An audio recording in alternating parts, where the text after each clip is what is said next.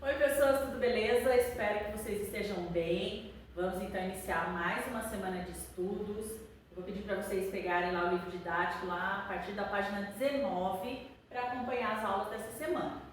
Então a gente vai trabalhar agora a ideia da relação do calor com o ambiente. Lá no livro didático de vocês tem alguns exemplos de umas manchetes de notícias aí relacionadas ao calor e o ambiente. Mas se a gente for analisar, a maioria aí das manchetes, não só aqui, né, mas de uma forma geral, tem aí aspectos negativos, né, relacionados ao calor. Por exemplo, lá quando se trata de inundações ou de tempestades violentas, grandes períodos aí de estiagem, e a gente não pode sempre associar esses fenômenos com o uso de máquinas aí com o calor, tá? Que usam o calor. Então nem sempre estão relacionados, tá? Mas aí a gente vai trabalhar algumas situações ali que a gente precisa, por exemplo, monitorar a intensidade e a frequência das catástrofes naturais. Para quê? Para a gente poder ver que decisões serão tomadas. A gente não pode evitar, né, algumas catástrofes naturais, mas a gente pode analisar, a gente pode prever e tomar decisões acertadas, né, para o futuro. Então, a comunidade aí científica, né, de uma maneira geral, então a maioria da comunidade científica acredita que a Terra está passando por um período de aquecimento que está causando e intensificando fenômenos. Então, esses fenômenos que eu comentei com vocês, como as inundações, as estiagens, tempestades, furacões e tsunamis. Então, para a maioria da comunidade científica, a ação do ser humano tem contribuído para acelerar essas mudanças climáticas. Um dos indícios é o acúmulo do gás carbônico ou dióxido de carbono na atmosfera, que é um dos componentes aí que forma a mistura dos gases da nossa atmosfera.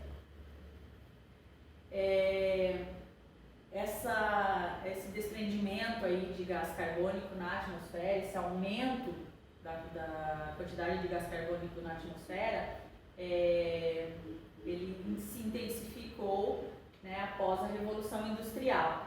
Então, por quê? Porque após esse processo aí, houve aí um aumento significativo, né, no uso dos combustíveis fósseis, como o petróleo e o carvão. Então, isso fez com que aumentasse aí a quantidade de gás carbônico ou dióxido de carbono na atmosfera, tá?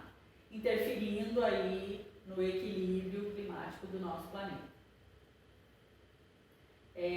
Outra ação aí do ser humano é com relação às queimadas. Então, o ser humano tem realizado queimadas aí em grandes extensões para, por exemplo, para o plantio, né? Então, para a agricultura, para a pecuária. Então, tem feito aí queimadas de forma sem analisar antecipadamente a melhor forma, né, de aproveitar o espaço, simplesmente vão queimando e destruindo tudo. Então, isso aumenta os gases poluentes da nossa atmosfera também.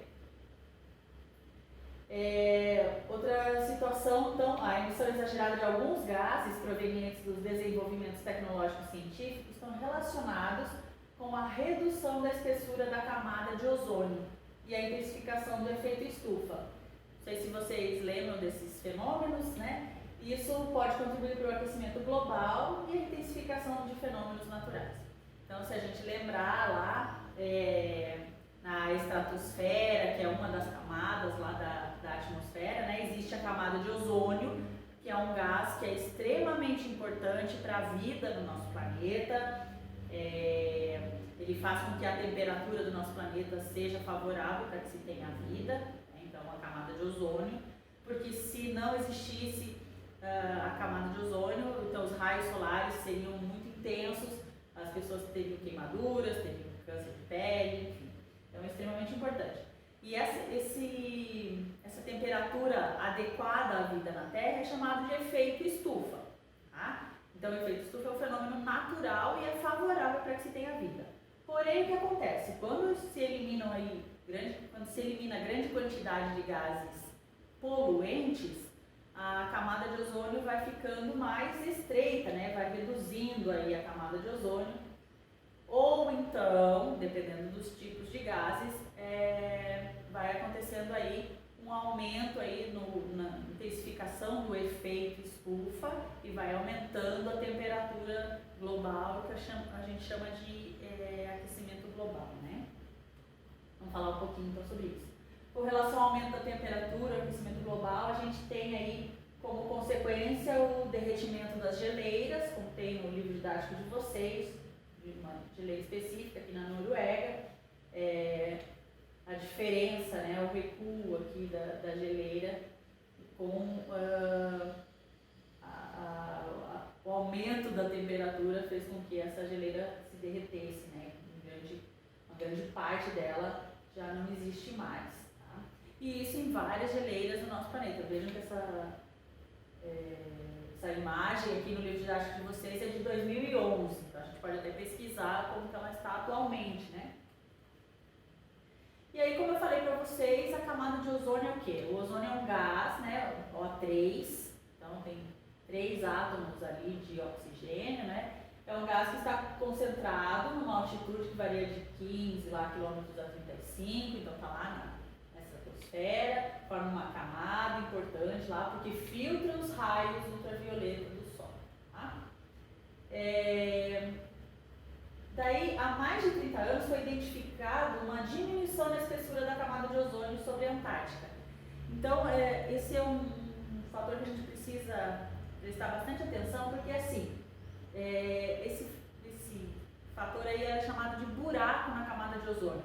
E na verdade não é um buraco, é um estreitamento, ela foi ficando fina. Tá? Então a camada de ozônio foi ficando mais estreita em função da emissão de alguns gases. Então, tem ali que várias pesquisas foram feitas, né? E as substâncias químicas que faziam com que a camada de ozônio ficasse mais fina, né, mais estreita, eram os clorofluorcarbonos, tá? Que eram gases utilizados lá em sprays, aerossóis e geladeiras. Então, atualmente, esses gases foram substituídos, tá? Normalmente, se você vai olhar uma embalagem, uma coisa que antigamente tinha esses tipos de substância, agora eles colocam na própria embalagem ali, livre de CFCs, ou não prejudica a camada de ozônio. Tem sempre alguma inscrição ali dizendo com relação a isso. Normalmente nos desodorantes, tá? E aí eles foram substituídos pelos hidroclorofluorcarbonos. Também agridem a camada de ozônio, porém numa escala bem menor, tá, gente? Lembrando que quando os CFCs lá entram em contato com a camada, com o ozônio, né, com o gás ozônio, provoca uma reação química que vai reduzir a quantidade de ozônio na atmosfera, fazendo com que com isso surja um buraco sem ozônio, né, então, ali, e permitindo a passagem da radiação ultravioleta sem atenuação. Mas a maneira mais correta da gente dizer ali é um estreitamento da camada de ozônio, beleza? Então a gente tem ali também no livro didático de vocês as ilustrações para comparar as concentrações de ozônio na atmosfera entre 1980 e 2015. Quanto mais intenso for o azul, menor a concentração de ozônio. Então vejo que menor a concentração de ozônio aqui em 2015, né? Gente, a aula de hoje é só isso, simples assim.